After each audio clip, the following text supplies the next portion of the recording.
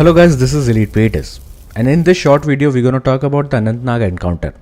Before diving into the video, I just wanted to clear one thing, that this is my assessment in my personal capacity. No one from the armed forces has provided or disclosed any kind of sensitive information which can affect the confidentiality of our forces. First question, where this encounter is happening? This encounter took place in the Gadol area of Kukarnag village in Anantnag district. Second question, why it took so long?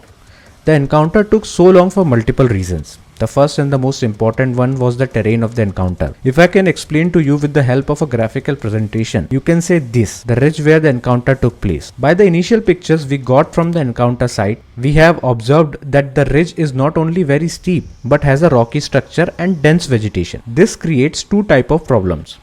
Rocky structure make it harder to climb with speed, and the dense vegetation limits your visibility. In the picture itself, we can see Indian Army using ropes to climb to a position from where they can at least see the terrorist hideout and take a shot at them. Without a doubt, Indian Army is one of the best mountain warfare forces in the world, but they are humans too. And when your enemy has the ultimate advantage of firefight, that is a higher ground, then you have to be extra cautious while moving towards the already well dug and trained enemy. I'm not sure which forces were fighting up there, but I'm assuming Indian Army was operating at front and J&K police and CRPF were helping them cordon off the area. There could be two reasons according to me because of which the Indian Army took so long for this operation. First, they were trying to minimize the risk of any more casualties by moving slowly and cautiously in this challenging terrain where the enemy already had the high ground advantage. They succeeded in that task because this could become a meat grinder for us real soon if we had moved in a hurry. Second, Indian Army understand the importance of patience. They were constantly engaging the terrorists in firefights to dry out their ammunition, resources,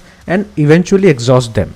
The terrorists might have a terrain advantage, but they could never match the tactical and number superiority of the Indian Army. It is actually one of the oldest techniques of the Indian Army to hold the terrorists for so long that they run out of ammo and eventually either surrender or get 72. Third question, what went wrong and why we have suffered so much casualties? It is a known fact that in counter-insurgency operations, the highest number of casualties happens in the first contact. First contact means the first round of firing. We might have lost our bravehearts in the first contact itself. After that, even the terrorists might have the idea that they are the dead men walking for some more time. Fourth question, why we didn't use the attack helicopters?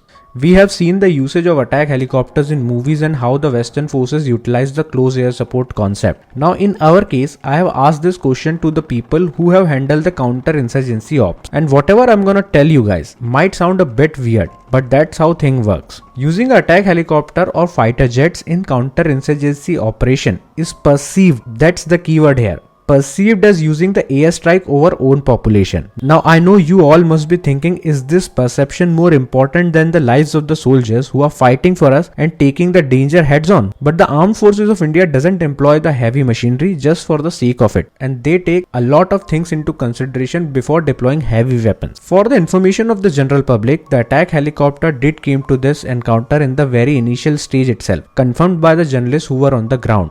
But in this encounter, the terrorists were well hidden inside the caves at the ridge. And the problem didn't end there.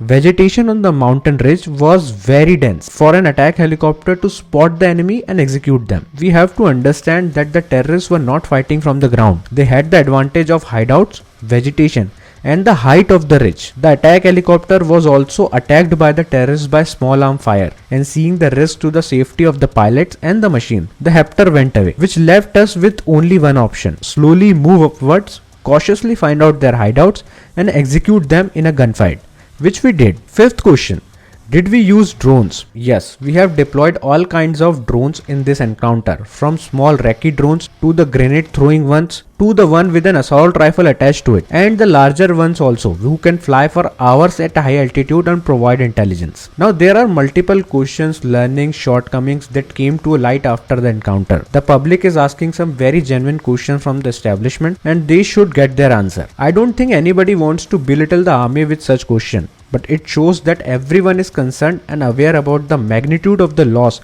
the nation has suffered, and everyone is concerned regarding how to not repeat it. We understand we are at war and losses are part of it. The best the authority can do is to reflect on the questions being asked and improve the shortcomings. I hope the video has answered a lot of your questions. Please let me know what you think about it in the comments down below. This is Elite Peters, and I'll see you in the next one. Jai Hind.